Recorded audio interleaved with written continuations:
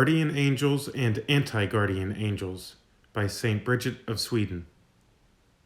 The following text comes from Prophecies and Revelations by St. Bridget of Sweden, Book 1, Chapter 9, narration by Tony Capobianco.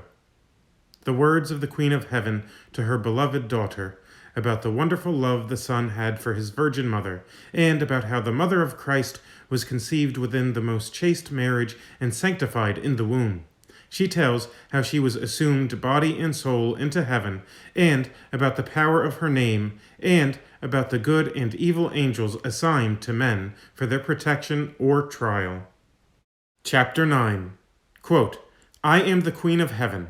Love my Son, for he is most worthy. When you have him, you have all that is worthwhile.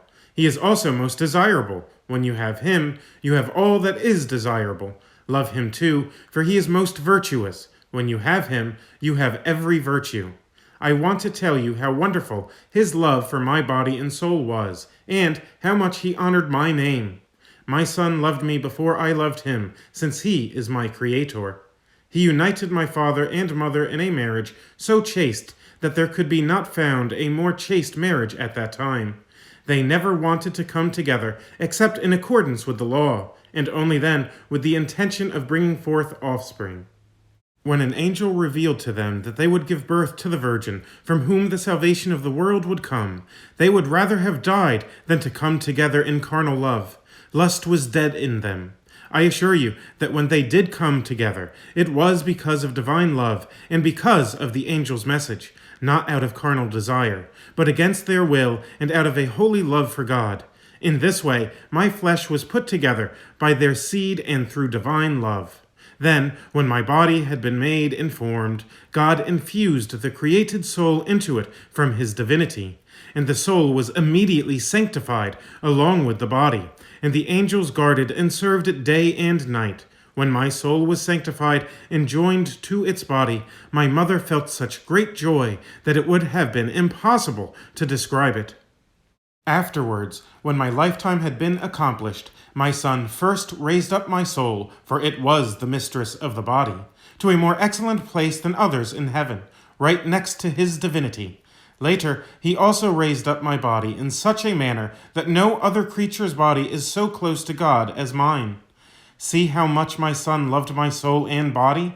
Yet there are some people with a malevolent spirit who deny that I was assumed into heaven body and soul, and also others who simply do not know any better.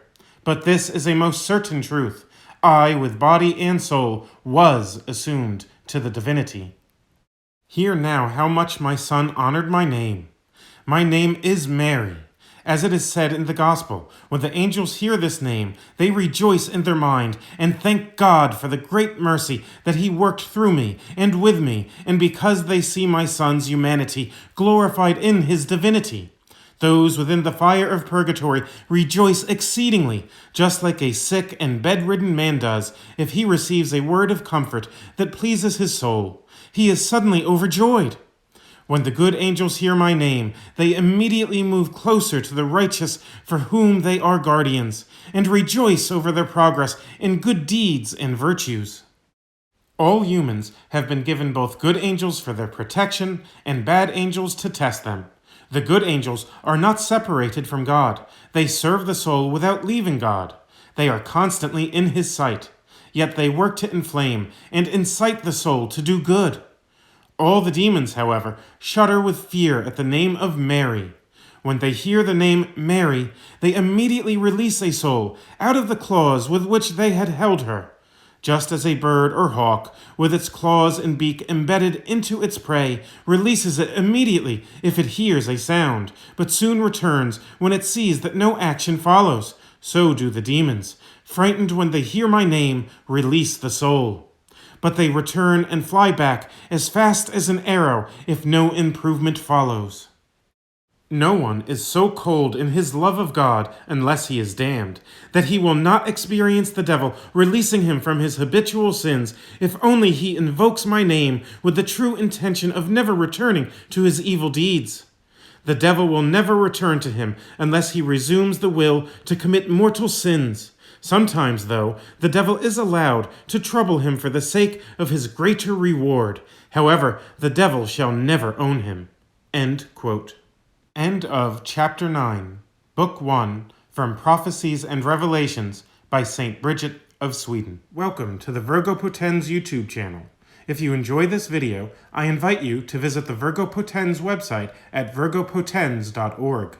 Virgo Potens has articles, traditional Latin Mass resources, transcribed sermons, prayers in English and Latin, narrated videos of the Dolorous Passion of our Lord Jesus Christ by Blessed Anne Catherine Emmerich, and a spiritual warfare page. I offer the content on the website and YouTube channel for free, but this work is a full-time apostolate, and your support is needed. Please prayerfully consider supporting my work by praying for me, becoming a patron of Virgo Potens on Patreon, and or by purchasing one of my ebooks. If you'd prefer to give me a one-time contribution, I suggest that you do so by buying one of my ebooks. Links to my ebooks, as well as to Patreon, can be found at virgopotens.org. May the Virgin Most Powerful guide and protect you.